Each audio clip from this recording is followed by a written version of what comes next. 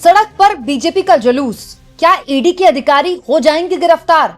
ममता बनर्जी ने कैसे बिगुल फूंक दिया है पश्चिम बंगाल में अभी से चुनाव का, ये इस बात की बानगी है कि बीजेपी को बीजेपी के भाषा में अगर कोई जवाब दे सकती है तो ममता बनर्जी जैसी नेता ही दे सकती है। दोस्तों, आज सुबह से हाई वोल्टेज ड्रामा चल रहा है, या फिर ये कह ले कि आज सुबह से गोदी मीडिया का नैरेटिव ममता बनर्जी डिसाइड कर रही है। ऐसा लगता है ममता बनर्जी की ये बात समझ में आ गई है कि अगर आपको मीडिया में छाना है तो कुछ ना कुछ लगातार करना है।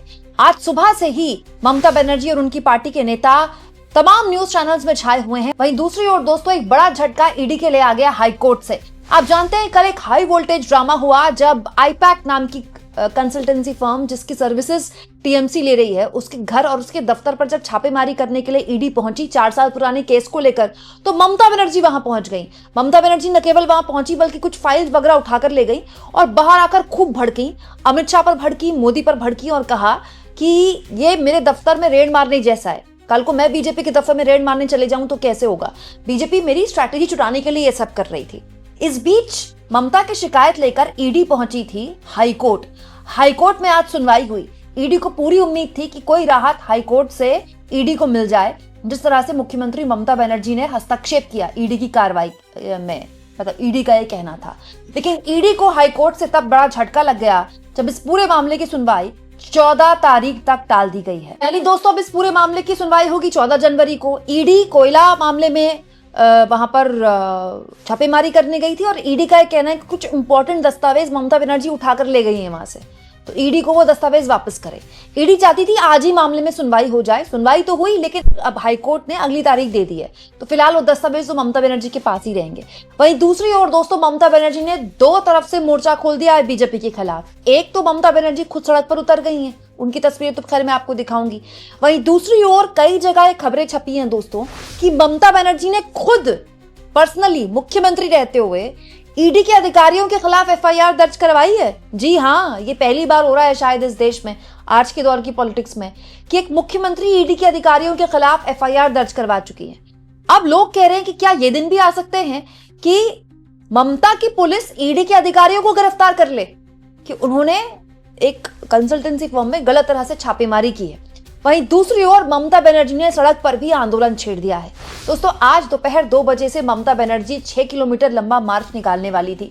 ममता बनर्जी का एक स्टाइल ऑफ पॉलिटिक्स रहा है, वो बात बात पर मार्च निकालती है। उनका मतलब हमेशा से ही रहा है, विपक्ष में थी तो भी रहा, सत्ता में आने के बाद भी रहा है। एक बार फिर से वो सड़क पर उतर गई हैं।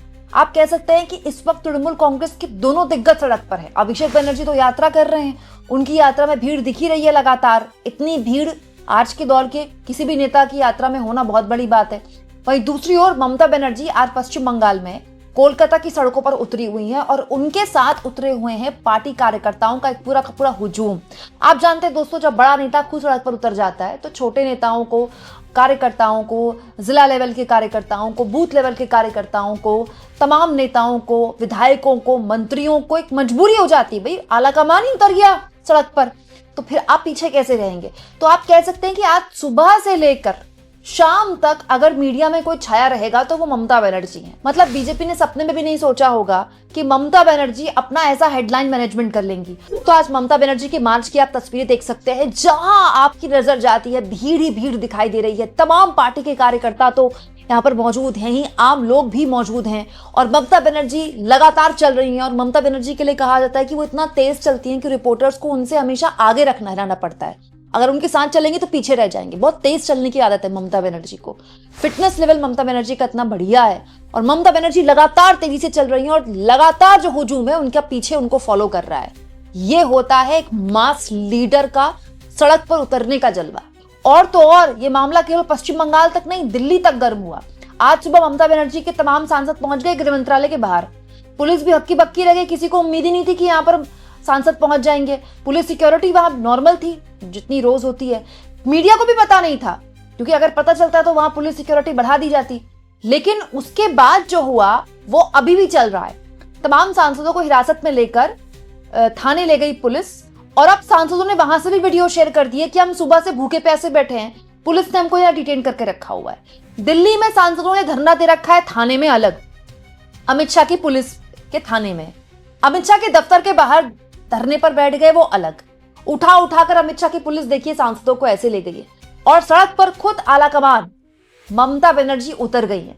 मतलब ये एक ऐसी लड़ाई है जो ममता बनर्जी जिस तरह से लड़ रही हैं दोस्तों, आज के वक्त की एक नजीर है कि अगर आपको बीजेपी से लड़ना है तो आपको इस तरह से ही लड़ना होगा, लेकिन ये तभी हो सकता है जब आपके पास सत्ता हो। ये ममता बनर्जी ही है जो इस तरह के मामलों में नैरेटिव सेट करने में माहिर है। वहीं दूसरी ओर दोस्तों, बीजेपी इस वक्त ममता बनर्जी पर अटैकिंग मोड में है कि ममता बनर्जी को अपनी हार इतनी साफ दिख रही है कि वो ईडी की कार्रवाई में बाधा डाल रही है। ममता बनर्जी के खिलाफ बीजेपी पहुंच गई है गवर्नर के पास। गवर्नर सीवी आनंद बोस को उन्होंने चिट्ठी लिखी है और कहा है कि जिस तरह से ममता बनर्जी ने अनैतिक व्यवहार किया है उसको लेकर कोई एक्शन लिया जाए। एक तरह से दुरुपयोग किया है अपने पद का, अपनी गरिमा का, अपनी ताकत का ममता बनर्जी ने, और बीजेपी ने राज्यपाल को कहा है कि वो इस पूरे मामले में तुरंत दखल दें। सोशल मीडिया में भी टीएमसी का जो हमला है बीजेपी पर जारी है, ये कहते हुए कि जब जब अमित शाह डरता है ईडी को आगे करता है। देखिए, एक कार्टून शेयर किया गया है जिसमें ममता बनर्जी और अभिषेक बनर्जी की यात्रा और रोड शो की तस्वीरें हैं जिसमें भीड़ दिख रही है, और वो कार्टून जो है, जो भी शख्स है कार्टून में, वो फोन कर रहा है, hello ED red their office immediately, मतलब उनके ऑफिस को रेड करो इमीडिएटली। दरअसल दोस्तों, ये जो आईपैक नाम की संस्था है, इससे ममता बनर्जी की पार्टी टीएमसी सर्विसेज ले रही है इलेक्शन की, पिछले काफी वक्त से सर्विसेज ले रही है। इस संस्था को फाउंड किया था, शुरुआत की थी संस्था की प्रशांत किशोर ने, बाद में प्रशांत किशोर इससे अलग हो गए थे। प्रतीक जैन अब इस पूरे मामले को संभाल रहे हैं। सुनने में आया कि प्रतीक जैन से डायरेक्ट बात की थी ममता बनर्जी ने कल, और प्रतीक जैन के घर में जब छापेमारी चल रही थी तो ममता बनर्जी वहां घुस गई। आप सोचिए क्या पूरा तमाशा बना होगा जब ममता बनर्जी ईडी के अधिकारियों के बीच पहुंच गई। इनफैक्ट कल मैंने आपको एक खबर भी दिखाई थी कि ईडी के अधिकारियों और पुलिस के बीच भी बातचीत हुई। पुलिस पहुंच गई वहां ममता बनर्जी की, और ईडी के अधिकारियों से बोला आई कार्ड दिखाइए, आप किस बात को लेकर पूछताछ करने के लिए आए हैं। और ये सब कुछ चल ही रहा है, हाईकोर्ट में अलग चल रहा है, सोशल मीडिया में अलग चल रहा है, दिल्ली के थानों में अलग चल रहा है, गृह मंत्रालय के दफ्तर में अलग चल रहा है, और सड़क पर ममता बनर्जी अलग उतर गई हैं। मतलब हर मोर्चे पर ममता बनर्जी ने अपने घोड़े छोड़ दिए, खुले छोड़ दिए हैं। और चुनाव होना है अप्रैल को, अभी जनवरी में। आप देखिए, अभी से माहौल सेट हो गया है पश्चिम बंगाल में।